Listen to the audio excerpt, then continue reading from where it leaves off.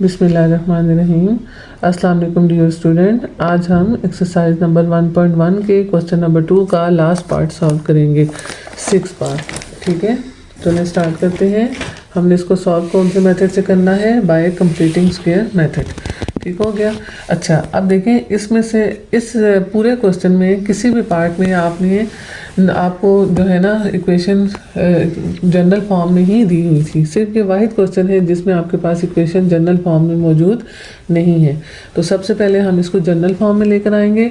आप देख सकते हैं सिर्फ 2 ब्रैकेट्स हैं जो आपस में मल्टीप्लाई हो रही हैं। ठीक है। अच्छा, जो बच्चे जिनको तो मल्टीप्लिकेशन बहुत अच्छी आती है वो तो आराम से इसको क्वेश्चन के अंदर ही मल्टीप्लाई कर सकते हैं। जिनको नहीं आती वो रफ अमल में भी इसको मल्टीप्लाई कर सकते हैं। ठीक है। तो मल्टीप्लिकेशन का तरीका क्या होता है कि पहले जो है x इन दोनों के साथ मल्टीप्लाई होगा। x पहले इसके साथ मल्टीप्लाई होगा और फिर x 3 के साथ मल्टीप्लाई होगा। ठीक है। साइन भी मल्टीप्लाई होंगे और वैल्यूज़ भी। देखें तो x को x से मल्टीप्लाई करेंगे तो क्या आ जाएगा? x square. फिर दोनों के साथ प्लस का साइन है तो पॉजिटिव साइन आएगा। फिर x को 3 से मल्टीप्लाई करेंगे तो क्या आ जाएगा? 3x। ठीक हो गया। अब अगले स्टेप में आपने -1 को मल्टीप्लाई करना है, पहले x के साथ और फिर 3 के साथ। ठीक है। तो -1 को पहले x के साथ मल्टीप्लाई करेंगे, नेगेटिव साइन की वजह देखें ये -1 है, ये प्लस है, तो प्लस माइनस क्या हो जाएगा? -1 को x से मल्टीप्लाई किया तो x आ गया। फिर -1 3 से मल्टीप्लाई होगा तो 3 1 जार 3। ठीक है। अब ये ध्यान देखें, ये 5 जो है वो सिर्फ इस ब्रैकेट के अंदर जो 2 टर्म्स हैं उनके साथ मल्टीप्लाई हो रहा है, -3 के साथ नहीं हो रहा है। अगर ये ब्रैकेट ना होती तो फिर 5 3 के साथ भी मल्टीप्लाई होता, अगर ये ब्रैकेट आखिर में होती। लेकिन 5 सिर्फ इन 2 के साथ मल्टीप्लाई हो रहा है। तो 5 को x से मल्टीप्लाई करेंगे तो क्या आ जाएगा? 5x। और फिर 5 को 2 से करेंगे तो 5 2 जार 10। ठीक हो गया। अच्छा, अब हमने इधर उधर शिफ्टिंग करने से पहले जो लाइक टर्म्स हैं उनको इकट्ठा कर लेते हैं। तो यहाँ पर देखें x स्क्वायर अकेला है, इसके साथ कोई भी लाइक टर्म नहीं है। ये दोनों लाइक टर्म्स हैं, इसके साथ पॉजिटिव साइन है, इसके साथ नेगेटिव साइन है। बड़ी वैल्यू के साथ प्लस का साइन है तो यहाँ प्लस आएगा। तो 3x में से 1x निकाल दें तो क्या रह जाएगा? 2x। और इधर से -3 इसी तरह आ जाएगा। ठीक है। तो यहाँ पे देखें 5x के साथ कोई भी लाइक टर्म नहीं है, ये दोनों लाइक टर्म्स हैं। प्लस माइनस माइनस साइन बड़ी वैल्यू का आएगा, 10 में से 3 निकालें 7। ठीक है। अब इन दोनों को इस तरफ शिफ्ट कर देते हैं और अरेंज करके लिखते हैं। लाइक टर्म्स को लाइक टर्म्स के साथ ही लिखेंगे। प्लस 5x को 2x के साथ लिखेंगे, इस तरफ आकर -5x हो जाएगा। और 7 जो है वो इस तरफ आकर -7 और इस तरफ क्या रह जाएगा? 0। ठीक हो गया। अच्छा, इधर x स्क्वायर आ गया। अभी देखेंगे दोनों लाइक टर्म्स हैं, बड़ी वैल्यू के साथ माइनस का साइन है, प्लस माइनस क्या होता है? माइनस। 5 में से 2 निकाले 3x। और यहाँ देखें दोनों लाइक टर्म्स हैं, माइनस माइनस क्या हो जाएगा? प्लस। बड़ी वैल्यू के साथ माइनस का साइन है तो ये क्या आ गया? 10। ठीक हो गया। अच्छा, अब ये जो है आपके पास देखें कि क्वाड्रेटिक इक्वेशन बन गई है। ये आपके पास यहाँ पर क्वाड्रेटिक इक्वेशन बन गई है। और अब इस यहाँ देखें x स्क्वायर का जो कोफिशिएंट है वो क्या है? 1 है। अब इसको हमें दूसरा स्टेप करने की ज़रूरत नहीं है। ठीक हो गया। अच्छा, अब उसके बाद थर्ड स्टेप क्या है कि कांस्टेंट को इक्वल की दूसरी तरफ शिफ्ट करें। तो यहाँ पर कांस्टेंट क्या है? -10। तो दूसरी तरफ जाकर क्या हो जाएगा? +10।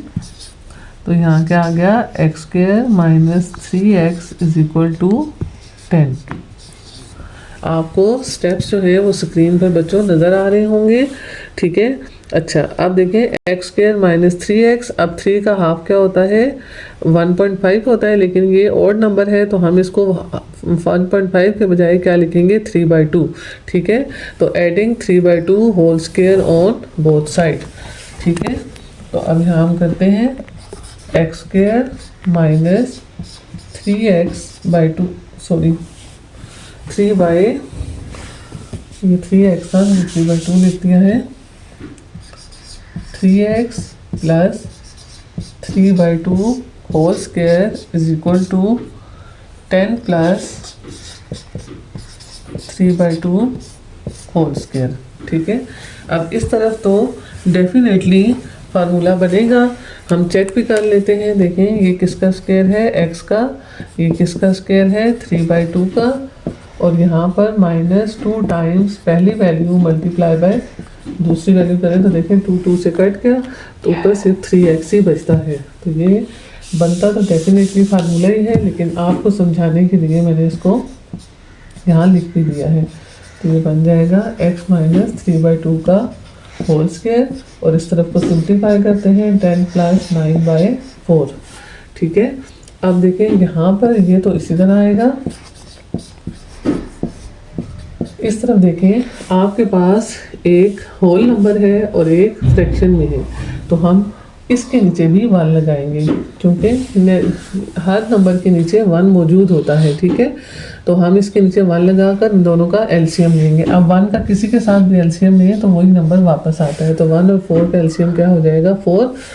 अब 4 को 1 से डिवाइड किया तो 4 आएगा। 4 10 से मल्टीप्लाई होकर यहाँ क्या आ जाएगा 40।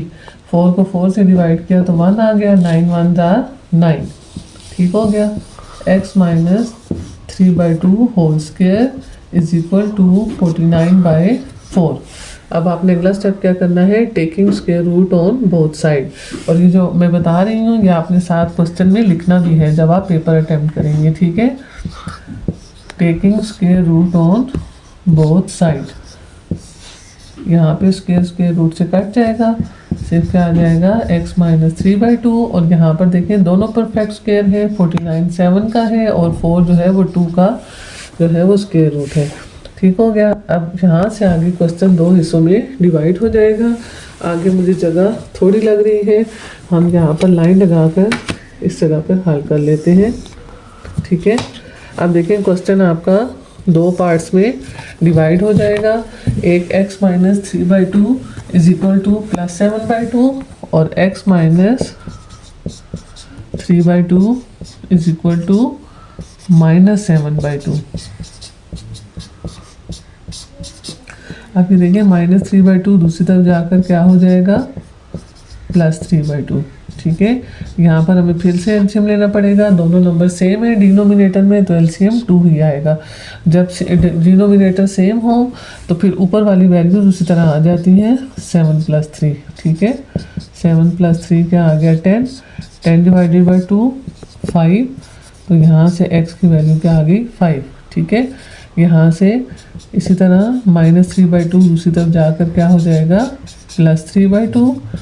अब देखिए दोनों डिनोमिनेटर सेम है, 2 ही आएगा और ऊपर वाले नोमिनेटर भी इसी तरह आ जाएंगे। प्लस माइनस क्या होता है माइनस, 7 में से 3 निकाले 4 और साथ नेगेटिव साइन, और 4 जो 2 से डिवाइड होगा तो क्या आ जाएगा -2। तो हमारा सोल्यूशन सेट क्या बन जाएगा 5 और 2। आज हमारा क्वेश्चन कंप्लीट हो गया बाय कंप्लीटिंग स्क्वायर मेथड वाला। इंशाल्लाह हम नेक्स्ट वीडियो में थर्ड मेथड से क्वेश्चन को सॉल्व करेंगे। थैंक यू, अल्लाह हाफिज़।